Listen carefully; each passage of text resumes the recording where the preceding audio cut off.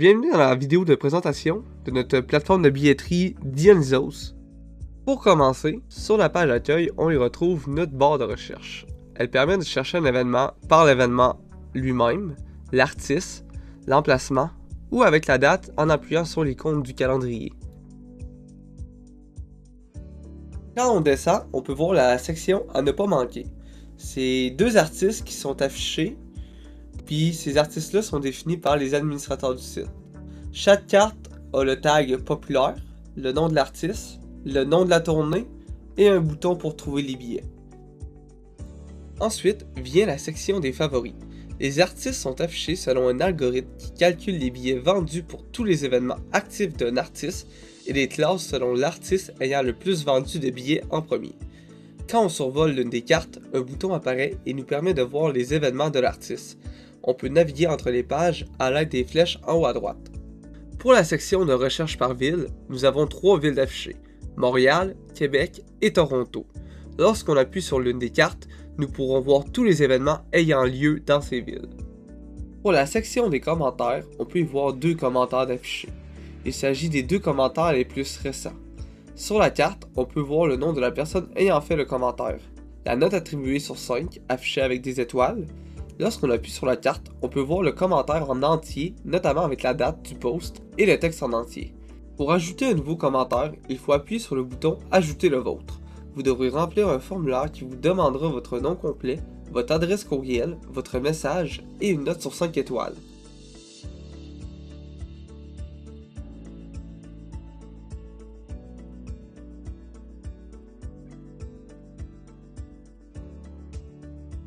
Une fois envoyé, le commentaire est visible en rechargeant la page. Vous recevrez un courriel pour vous remercier de votre retour. Vous pouvez voir que le courriel est personnalisé puisqu'il affiche votre nom et votre message. Le site est aussi disponible en anglais. Simplement appuyez sur la langue que vous désirez et le changement se fera automatiquement.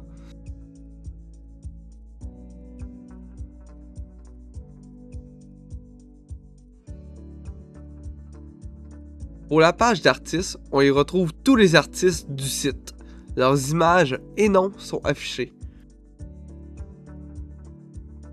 Lorsqu'on clique sur la carte d'un artiste, par exemple Billie Eilish, on se retrouve sur la page des détails de l'artiste. Les détails de l'artiste contiennent leur photo affichée sous forme de bannière, le nom de l'artiste, l'API Spotify où nous utilisons leur iframe pour afficher les chansons les plus populaires de l'artiste.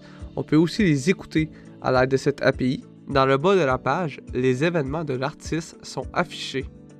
Pour s'inscrire sur le site, juste venir cliquer en haut à droite sur le bouton du bonhomme, Inscription, rentrez votre nom de famille, votre courriel, votre numéro de téléphone,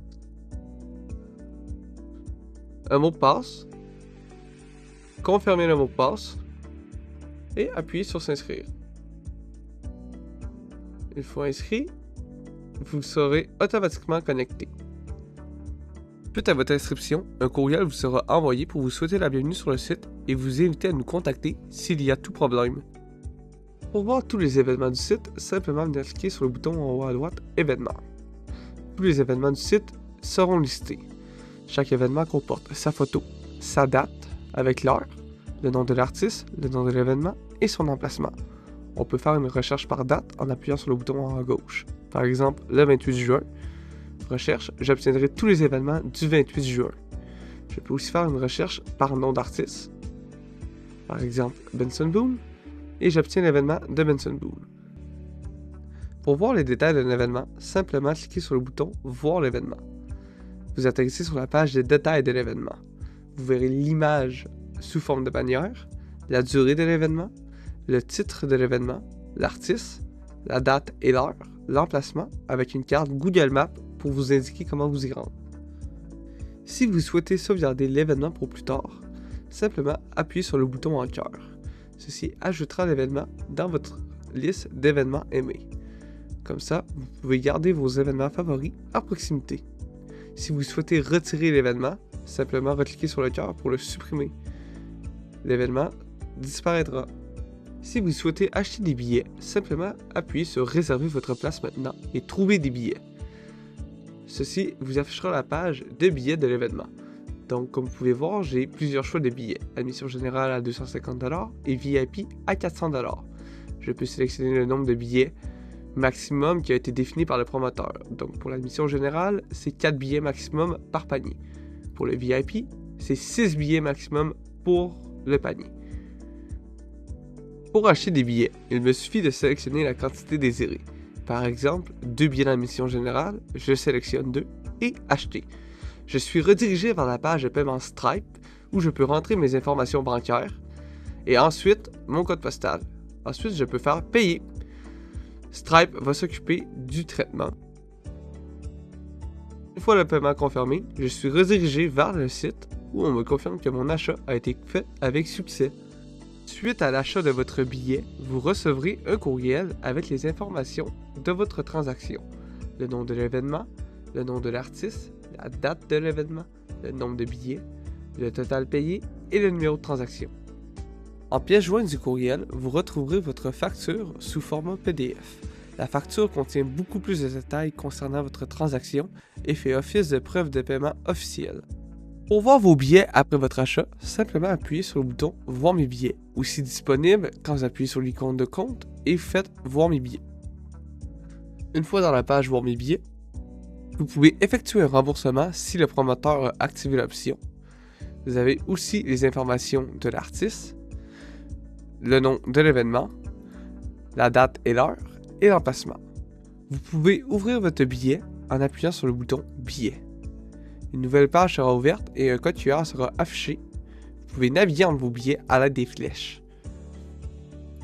Pour la création d'un compte promoteur, nous devons venir ici dans l'onglet Inscription, appuyer sur le lien en bas et remplir nos informations pour se créer un compte promoteur.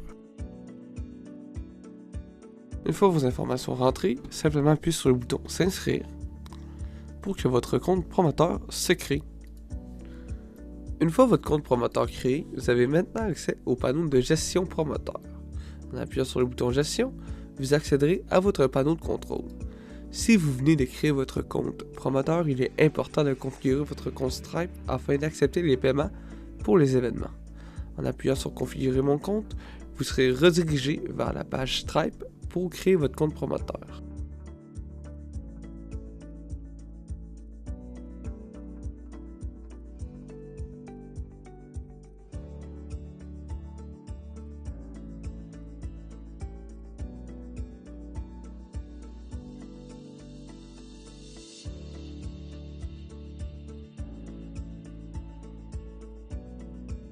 Une fois la configuration du compte terminée, je suis redirigé vers le site pour me confirmer que mon compte a bien été configuré.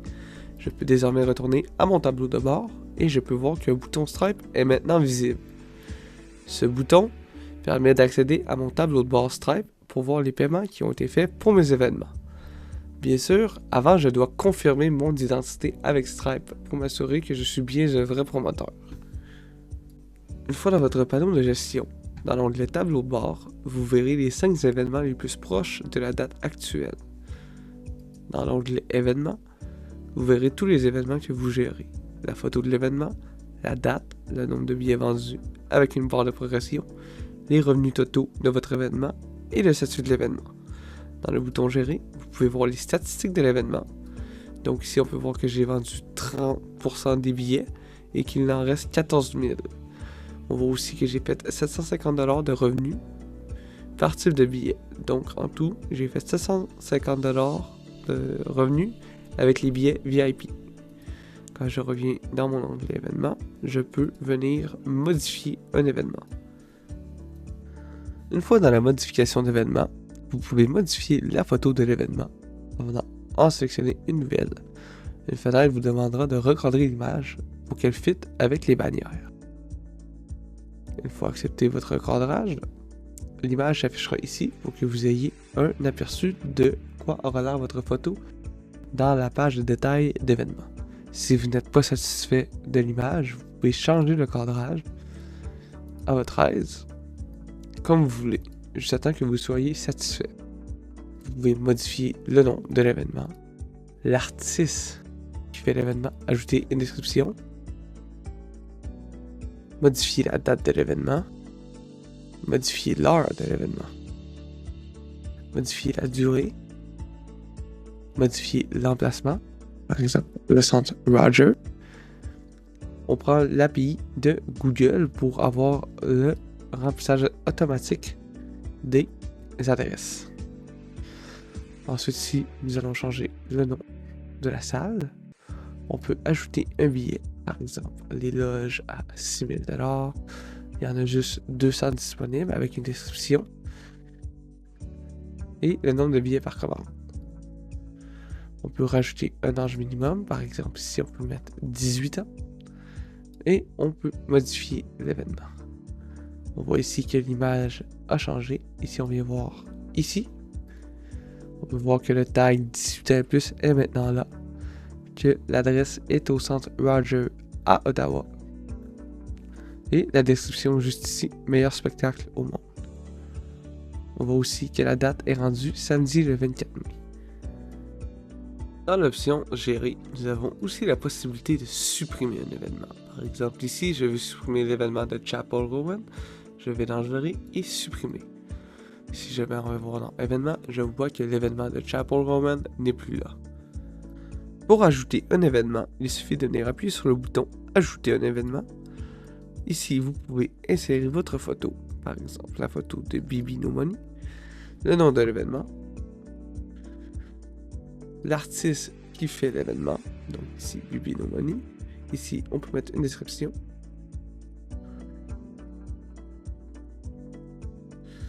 La date de l'événement, donc par exemple le 18 juillet 2025 à 21h pour une durée de 120 minutes. Ici, on peut rentrer, mettons, le nom de l'endroit, Crazy Fuzz, et avec Google Maps, les informations vont se remplir automatiquement. Le nom de la salle qui est le Crazy Fuzz. On peut ajouter un billet, par exemple ici, admission générale.